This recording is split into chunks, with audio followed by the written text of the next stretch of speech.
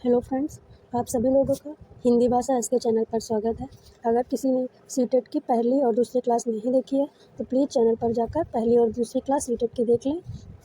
आज तीसरी क्लास है। अब हम लोग हिंदी शिक्षण शास्त्र के कुछ क्वेश्चन को हल करेंगे, जो कुछ इस प्रकार हैं। क्वेश्चन नंबर 1 है, प्राथमिक स्तर पर बच्चों की भाषा शिक्षा के संदर्भ में निम्नलिखित में से कौन सा कथन असत्य है?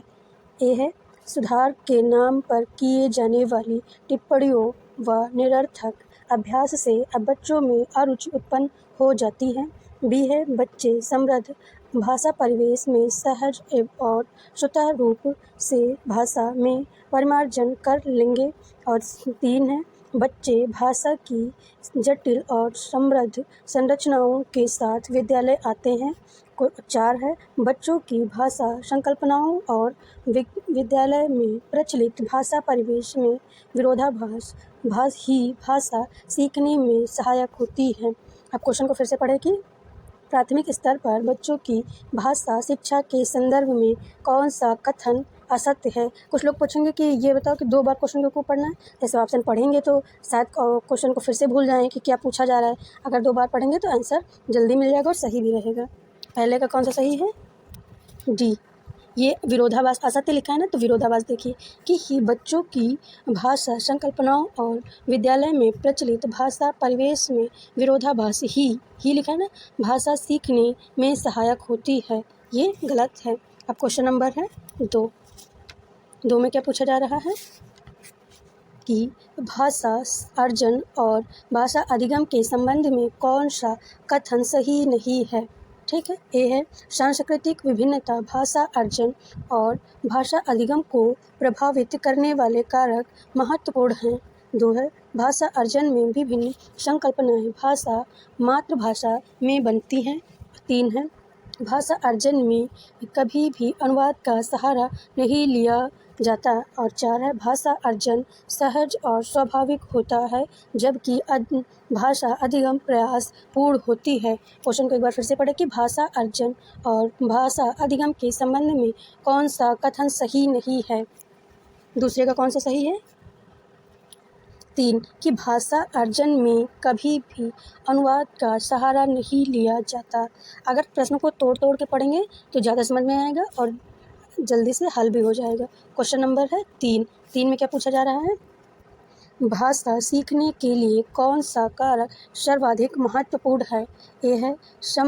एक है समृद्ध भाषिक वातावरण। 2 भाषा के व्याकरणिक नियम।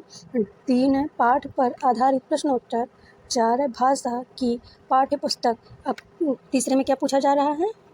कौन सा आंसर सही है तीसरे का?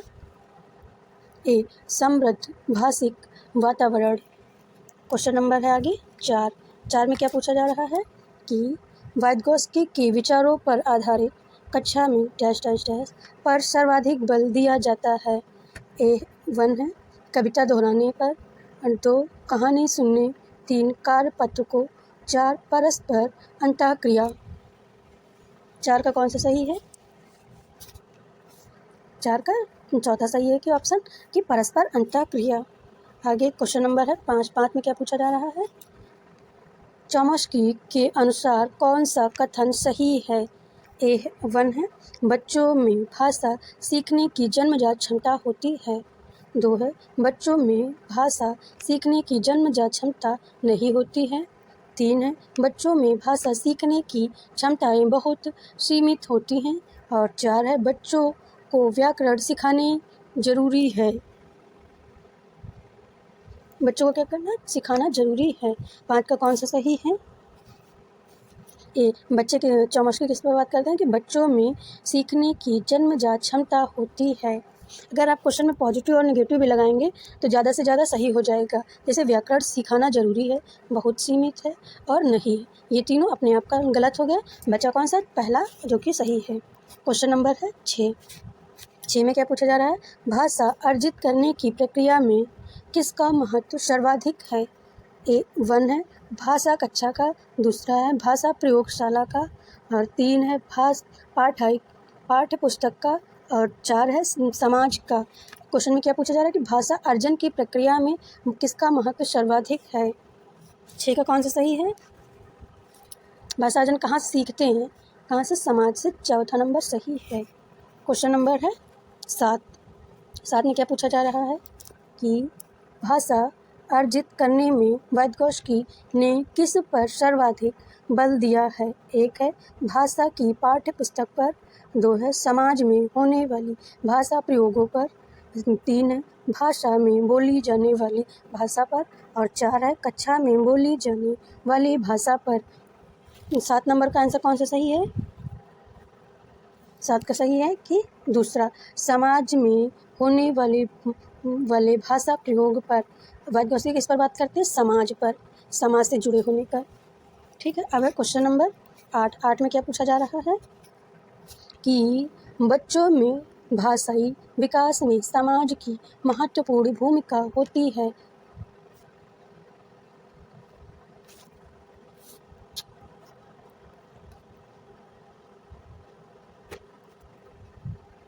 क्वेश्चन नंबर है 8। 8 में क्या पूछा जा रहा है कि बच्चों में भाषाई विकास में समाज की महत्वपूर्ण भूमिका होती है। यह विचार किसका है? 1 है पियाजे, 2 स्किनर, और 3 है चॉम्स्की, 4 है वाइगोत्स्की। 8 का कौन सा सही है? समाज की बात कौन करता है? 8 का कौन सा सही है? 4 नंबर वाइगोत्स्की। क्वेश्चन नंबर है 9। 9 में क्या पूछा जा रहा है कि भाषा का अस्तित्व एवं विकास डैश डैश डैश के बाहर नहीं हो सकता। अब किसके अंतर्गत है? 1 है परिवार, साहित्य, समाज और विकास। किसके अंतर्गत? क्वेश्चन में क्या पूछा जा रहा है कि भाषा का अस्तित्व एवं विकास डैश डैश डैश किसके बाहर नहीं हो सकता है। 9 का कौन सा सही है? तीसरा, समाज के बाहर भाषा का विकास नहीं हो सकता है। क्वेश्चन नंबर है 10। 10 में क्या पूछा जा रहा है कि प्राथमिक स्तर पर विद्यार्थियों के भाषाई शिक्षण के संदर्भ में कौन सा कथन सही है? 1 है सतत रूप से की जाने वाली टिप्पणियाँ एवं अनावृत अभ्यास भाषा सीखने में रुचि उत्पन्न करते हैं। 2 है बच्चे समृद्ध भाषाई परिवेश में सहज रूप से स्वतः भाषा में सुधार कर सकते हैं। 3 है बच्चों की भाषाई संकल्पनाओं और विद्यालय में भाषाई परिवेश में विरोधाभासी भाषा सीखने में सहायता करता है। 4 है बच्चे भाषा की जटिल और समृद्ध संरचनाओं का ज्ञान विद्यालय में ही अर्जित करते हैं। 10 का कौन सा सही है? 10 का सही है बी। बच्चे समृद्ध भाषाई परिवेश में सहज रूप से स्वतः भाषा में सुधार कर सकते हैं। क्वेश्चन नंबर है 10। 10 हो चुका, 11 है। 11 में क्या पूछा जा रहा है कि एक समावेशी कक्षा में कौन सा कथन भाषा शिक्षण के सिद्धांतों के प्रतिकूल है? 1 है व्याकरण के नियम सिखाने से बच्चों का भाषा विकास शीघ्रता से होगा। 2 है बच्चे परिवेश से प्राप्त भाषा को ग्रहण करते हुए भाषा प्रयोग के नियम बना सकते हैं। 3 है भाषा परिवेश में रहकर अर्जित की जाती है। 4 है प्रिंट समृद्ध माहौल भाषा सीखने में सहायक होती है। 11 का कौन सा सही है? प्रतिकूल मतलब उल्टा। ठीक है, कौन सा सही है इसमें? 1 व्याकरण के नियम सिखाने से बच्चों का भाषा विकास शीघ्रता से होगा, ये गलत है। अब है क्वेश्चन नंबर 12। 12 में क्या पूछा जा रहा है कि एक भाषा शिक्षक के लिए सर्वाधिक महत्वपूर्ण है। अब यहाँ पे लिख लें क्या महत्वपूर्ण है। अगर प्रश्न में क्या और कैसे जोड़ेंगे क्यों, तो आंसर जल्दी से मिल जाएगा। 1 है बच्चों को भाषा प्रयोग का अवसर उपलब्ध कराना। 2 है भाषा की त्रुटियों के प्रति कठोर रवैया अपनाना। 3 है भाषा की पाठ्य पुस्तक, और 4 है भाषा का आकलन। कौन सा 12 का सही है? 1 बच्चों को भाषा प्रयोग के अवसर उपलब्ध कराना। क्वेश्चन नंबर है 13। 13 में क्या पूछा जा रहा है कि निम्नलिखित में से कौन सा कथन या कौन सा भाषा शिक्षण का उद्देश्य है? एक है भाषा सीखते समय त्रुटियाँ बिल्कुल ना करना, और 2 है भाषा की बारीकी और संदर्भ बोध को सही रूप में समझने की क्षमता को हतोत्साहित करना, और 3 है भाषा का व्याकरण सीखने पर बल देना। 4 है निजी अनुभवों के आधार पर भाषा का सृजनशील प्रयोग करना। 13 का कौन सा सही है? अगर पॉजिटिव और निगेटिव भी लगाएंगे तो ये आंसर जल्दी से सही कर पाएंगे। जैसे बिल्कुल नहीं करना, हतोत्साहित करना, व्याकरण पर बल देना, ये तीनों गलत। कौन सा सही हो जाएगा? चौथा, कि निजी अनुभवों के आधार पर भाषा का सृजनशील प्रयोग करना। क्वेश्चन नंबर है 14 में क्या पूछा जा रहा है कि भाषा सीखने सिखाने का उद्देश्य क्या है? एक है अपनी बात को पुष्टि के लिए तर्क देना, और 2 है विभिन्न परिस्थितियों में भाषा का प्रभावी प्रयोग करना। तीसरा है अपनी बात कहना सिखाना, और चौथा है दूसरों की बात समझना सिखाना। क्वेश्चन क्या पूछ रहा है कि भाषा सीखने सिखाने का क्या उद्देश्य है? 14 का कौन सा सही है? कि दूसरा, विभिन्न परिस्थितियों में भाषा का प्रभावी प्रयोग करना। क्वेश्चन नंबर है आगे 15 में क्या पूछा जा रहा है कि प्राथमिक स्तर पर हिंदी भाषा शिक्षण के लिए सबसे अधिक महत्वपूर्ण है। अब यहाँ पे लिख ले क्या महत्वपूर्ण है।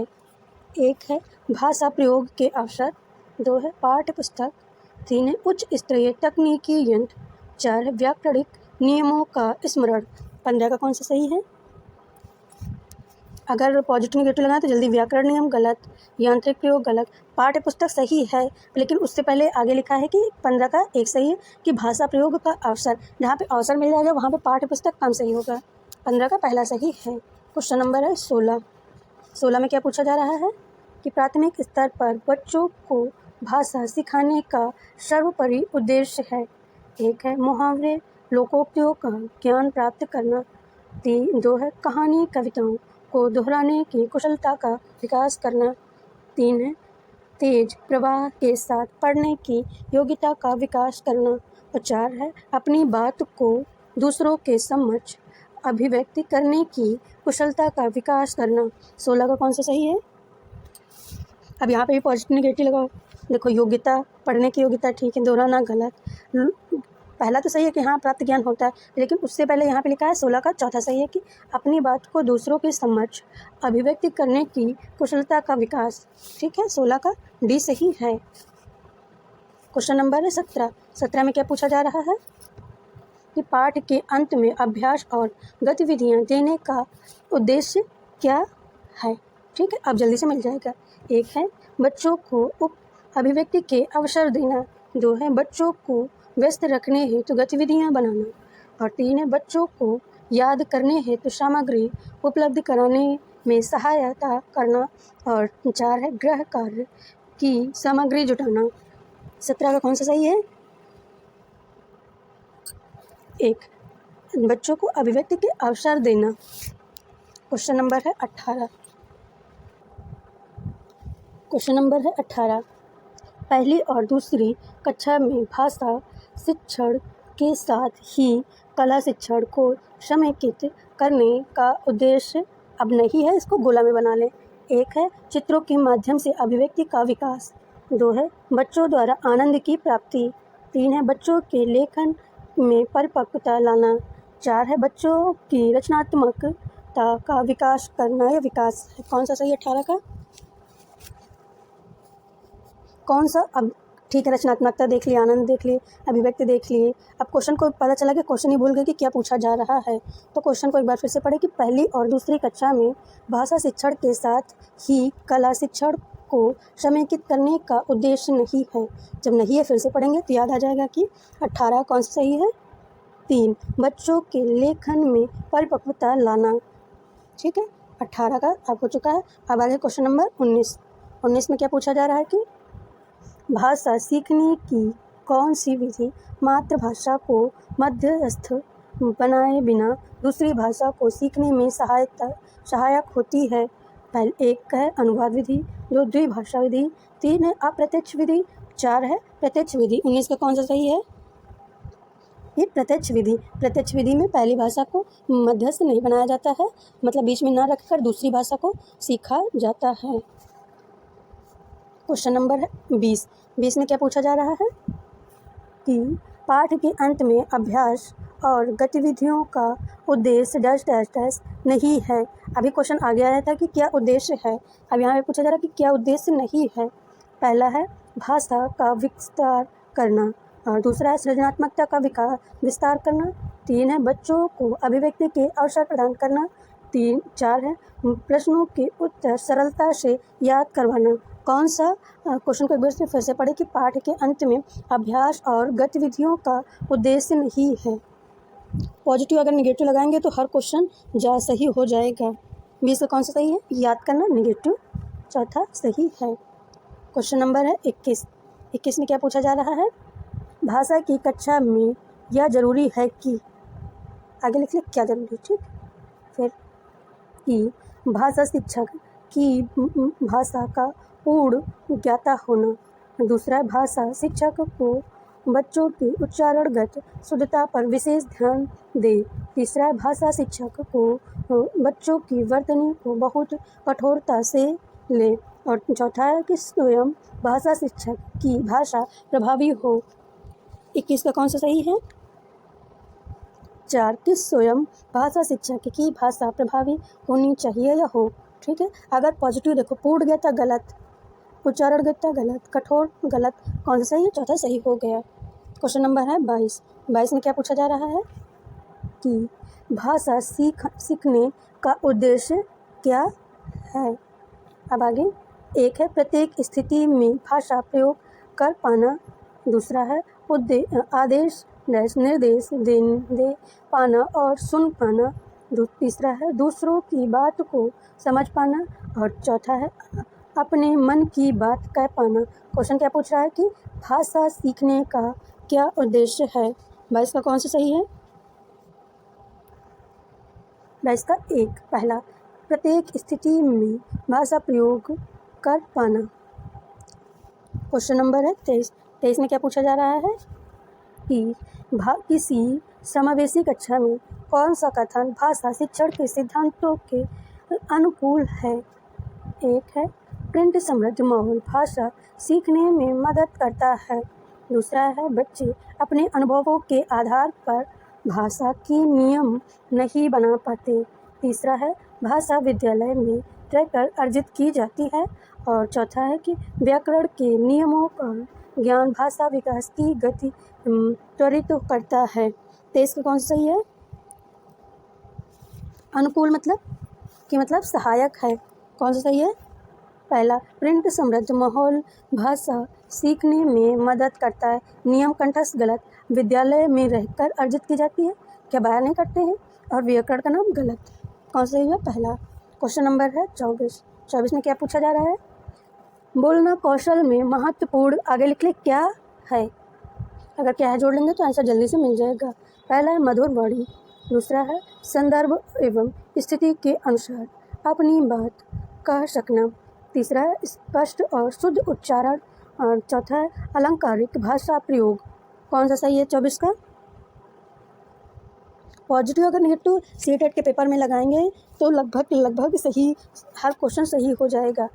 वाणी गलत, उच्चारण शुद्धता गलत, प्रयोग भाषा गलत, कौन सा सही है? दूसरा सही है। क्वेश्चन नंबर है 25।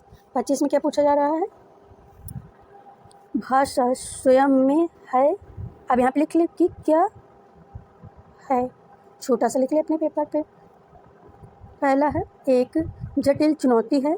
दूसरा है एक भाषा मात्र है। तीसरा है संप्रेषण का एक साधन है। चौथा है एक नियमबद्ध व्यवस्था है। 25 का कौन सा सही है?